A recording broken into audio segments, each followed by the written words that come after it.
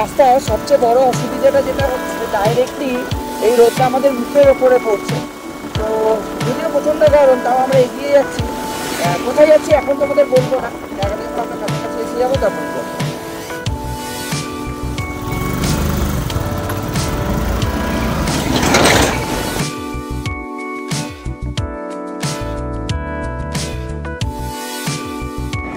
বোলপুর আর 4 kilometre তোমরা দেখতেই পাচ্ছ। তাহলে বুঝতে পারলে আমরা বলছিলাম যে আমরা কোথায় আসবো এক্স্যাক্টলি। এবার ঠিকই বুঝতে পেরেছো, আমরা যাচ্ছি হচ্ছে বোলপুর, বর্ধমান থেকে বোলপুরের দিকে। তো এক্স্যাক্টলি আমাদের বোলপুর আর 4 কিলোমিটার পৌঁছতে বাকি আছে। আমরা যাব হচ্ছে সৃজনী শিল্পগ্রাম। তো চলো দেখাই তোমাদের সৃজনী শিল্পগ্রামে আমরা পৌঁছোই, তারপর তোমাদের বাকি ভিডিওটা দেখাবো।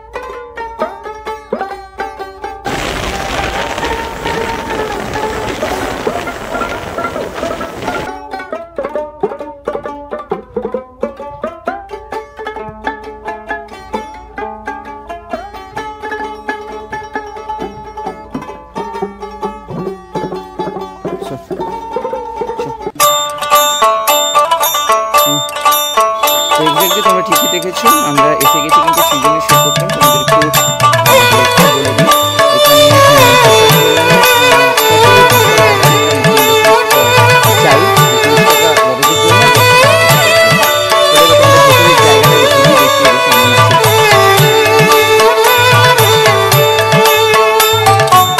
এই হচ্ছে এন্ট্রি সৃজনী শিল্পগ্রামের।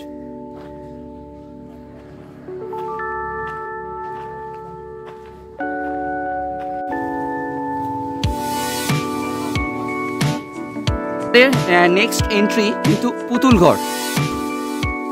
পুতুল ঘরের ভেতরটা দেখো,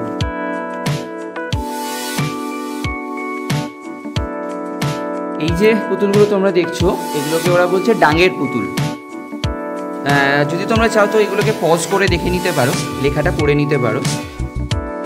এগুলো ছিল ডাঙের পুতুল। এবার এই যে পুতুলগুলো, এগুলো হলো কাঠ পুতুল।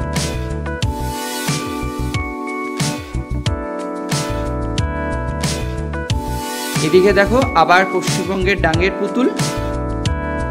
আর এগুলো তো তোমরা চেনোই, ছৌ নাচে এগুলোই কিন্তু পুরুলিয়াতে এই মুখোশগুলোই পরা হয়।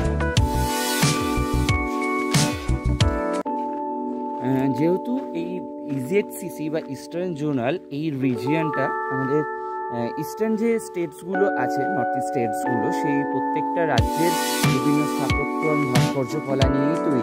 তো এর ভেতরে কিন্তু বিভিন্ন জেলার, এক একটা করে জেলার বা রাজ্যের বিভিন্ন নিদর্শন তুলে ধরা হয়েছে। তো প্রথমে আমরা যেটা দেখবো সেটা হচ্ছে যে পশ্চিমবঙ্গের নিদর্শন কিছু।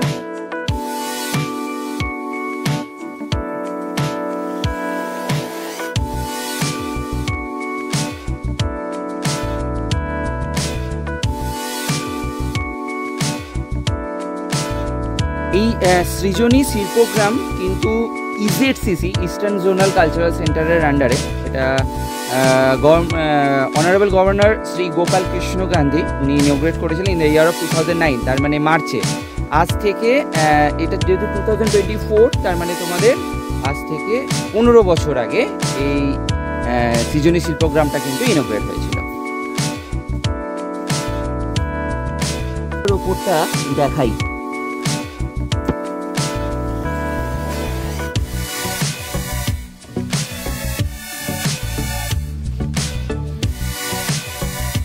নিকোবরের ভেতরের যে শিল্পকলাগুলো সত্যি অনেকটা এরকম দেখতে। এই জিনিসটাকে ওরা বলছে পাতি হাউস, আর এই জিনিসটাকে ওরা বলছে heart. Bark thread of spring. আর এখানে দেখো মিনারি অ্যান্ড চোক বা অ্যারো ক্রসবো। এই জিনিসগুলো কিন্তু ওদের বেশিরভাগ ক্ষেত্রে হান্টিংয়ের কাজে লাগে, আর এগুলো কিন্তু মিউজিক্যাল ইনস্ট্রুমেন্ট।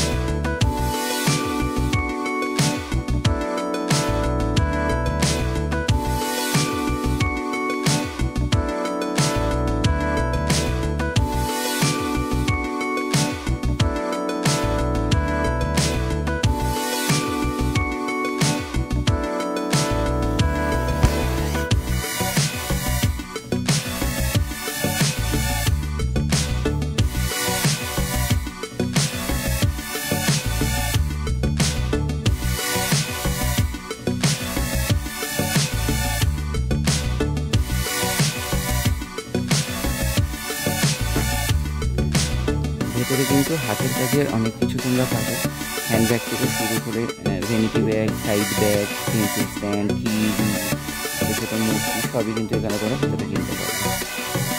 ঢেঁকি আমাদের গ্রাম বাংলার আগেকার দিনে এরা প্রচণ্ড পরিমাণে ইউজ হতে জানি না তোমরা এখন দেখেছো কি না, এখন হয়তো কলকাতায় অনেকেই থাকবে তারা এই জিনিসটার সম্বন্ধে আইডিয়া নেই। আমরা ছোটোবেলায় দেখেছি, এখন হয়তো এই জিনিসটা অতটা ইউজ হয় না, এটাকেই বলা হয় ঢেঁকি।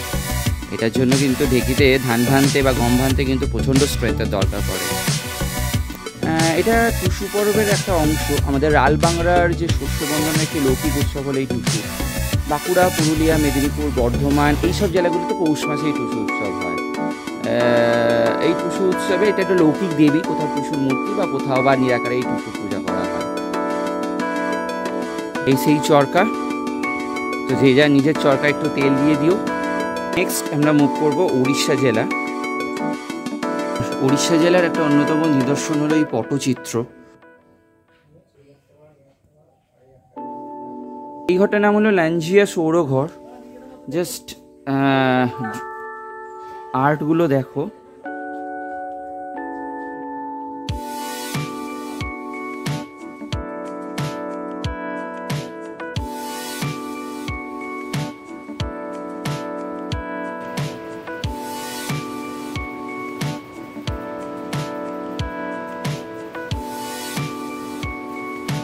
আর উড়িষ্যা মানেই হলো পুরী, পুরী মানেই জগন্নাথ, বলরাম আর সুভদ্রার মূর্তি। এখানেও তোমরা সেটা দর্শন করতে পারবে। টু সিকিম,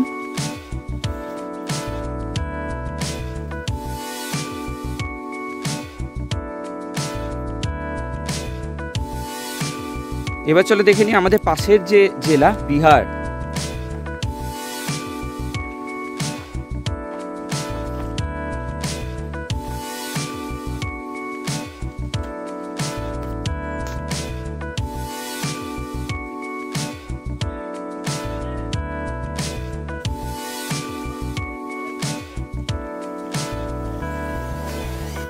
চলো বিহার থেকে এক লাফে চলে যাওয়া যাক ঝাড়খণ্ড।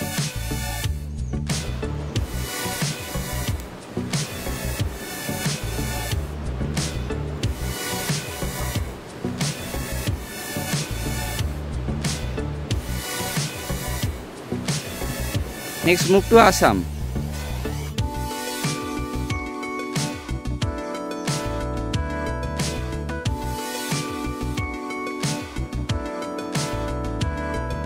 এটা আসামের তাঁতশাল। দেখো বিহু নাচের যে দ্রব্যাদি সেগুলো কিন্তু এখানে রয়েছে।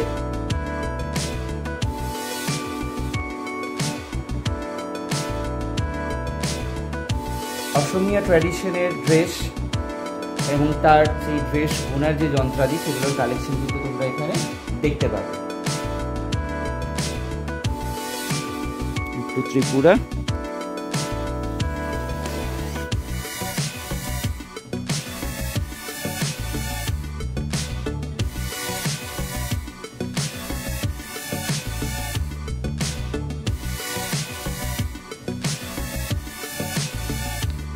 ত্রিপুরা থেকে ঘুরতে ঘুরতে আমরা এবার চলে যাব মণিপুর।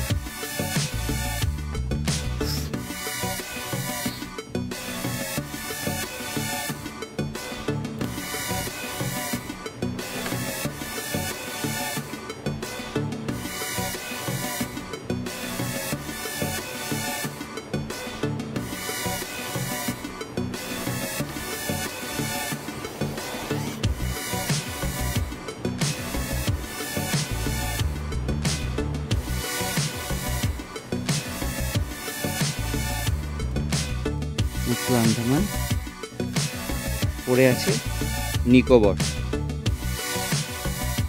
সিধু কানু, কিরোত সিং, লক্ষণ নায়ক, বিরসা মুন্ডা, তিলকা মাঝি,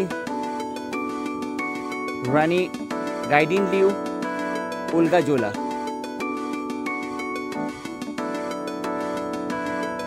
দেখি তো তোমরা জানো কি না এরা কেন এদের ছবি বা কেন এদের স্ট্যাচু এখানে রাখা হয়েছে? কেউ যারা জানবে তারা কিন্তু কমেন্ট করে অবশ্যই বলো যে কেন এরা কিসের জন্য বিখ্যাত। গাছের গুড়ির ওপরে তৈরি করা এক অপূর্ব নিদর্শন। দেখো কি সুন্দর গাছের গুড়িগুলো কেটে তার উপরে এই স্থাপত্য আর ভাস্কর্যের নিদর্শন তৈরি করা হয়েছে।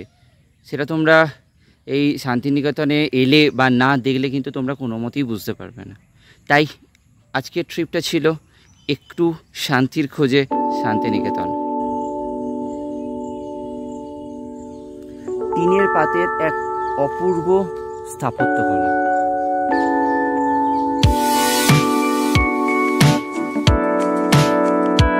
তো আজকে আমরা ঘুরে এলাম, যেটা তোমরা বলেছিলাম যে আজকে আমরা যাব বোলপুর শান্তিনিকেতন। টোটাল 120 কিলোমিটার আমরা ঘুরে এসেছি। এই 120 কিলোমিটার তোমাদের যাওয়ার সময় যেমন আমাদের সময় লেগেছিল 1.5 ঘন্টার মতো, কিন্তু আসার সময় যেহেতু সন্ধ্যা হয়ে গেছিলো সেই জন্য সময়টা অনেকটা বেশি লেগেছিল। টোটাল 1 ঘন্টা 45 মিনিট থেকে 2 ঘন্টা, মাঝে আমরা 2বার ব্রেক নিয়েছিলাম। তো এই যে এই রাস্তা সম্বন্ধে তোমাদের কয়েকটা ইনফরমেশন আমার দেওয়া দরকার। এক্স্যাক্টলি কয়েকটা জায়গা আছে যেখানে কিন্তু রাস্তার অবস্থা খুবই বাজে। আমি সুদীপকে বলবো তুই একটু বলে দে এক্স্যাক্টলি কোন জায়গাটাতে যারা বাইক নিয়ে এই 2024 বা 25 এর আন্ডারে যাবে তাদের কিন্তু প্রবলেম হতে পারে। তো ওই জায়গাটার নাম সুদীপ? জায়গাটা হচ্ছে ওরগ্রাম ফরেস্ট থেকে আউসগ্রাম হেদিয়া এই অবধি আপনাদের 500 মিটার অন্তর অন্তর স্পিড ব্রেকার প্লাস বড় বড় স্পিড ব্রেকার একসঙ্গে 4টে 5টে 6টা 7টা করেও আসে। আপনারা দেখবেন যাতে বাইক না ঠিকে যায়। আমাদের অনেকবার বাইক ঠিকে গেছে। এক্স্যাক্টলি সুদীপ যেটা বলছে, আমাদের একটা সবচেয়ে বড় প্রবলেম হয়েছিল বেশিরভাগ ক্ষেত্রেই বাইক কিন্তু ঠিকই যাচ্ছে আর স্পিড ব্রেকার কিন্তু প্রচন্ড কার্ভ। তো that is the biggest problem. 500 metre থেকে প্রত্যেক 500 থেকে 1 কিলোমিটার অন্তর অন্তর বড় বড় স্পিড ব্রেকার, আবার কোথাও কোথাও আমরা 13টার মতো স্পিড ব্রেকার দেখেছিলাম একটা জায়গায়। আর টার্নিং ভেদিয়া থেকে আপনারা খুব টার্নিং হবে, আর ভেদিয়া থেকে রাস্তা খুবই বাজে। আপনারা যারা আসছেন সতর্ক হয়ে আপনারা গাড়ি চালাবেন, আর যতটা পারবেন চেষ্টা করবেন ভালোভাবে গাড়ি চালাবেন। আর শুধু এক্সপ্লোর বেঙ্গলে যারা দেখছে তাদের আরেকটা জিনিস বলে দিতে, পার্টিকুলার একটা জায়গাতে রাস্তা খুবই খারাপ যেখানে ফ্লাইওভারটা তৈরি হচ্ছে ভেদিয়া বলে দিয়েছি আগে। তো এই থেকে রাস্তা খুবই খারাপ অবস্থা আছে, আর আপনারা দেখবেন যাতে একটু সতর্ক হয়ে গাড়ি চালাবেন। তো যারা বোলপুর শান্তিনিকেতন যাচ্ছ, যারা সৃজনশীল প্রোগ্রাম যাচ্ছ, যারা রবীন্দ্র ভারতী যাচ্ছ, তারা কিন্তু এগুলো মাথায় রেখে আবার ঘুরে এসো। তো আবারও বলবো এক্সপ্লোর বেঙ্গলের পেজে কিন্তু যারা প্রথমবার এই ভিডিওটা দেখছো তারা কিন্তু ভিডিওটা লাইক, আর এত কিছু বললাম তার জন্য সাবস্ক্রাইবটা করবে না, অবশ্যই করবে, সাবস্ক্রাইবটা করে দিও কিন্তু। চলো বাই, নেক্সট।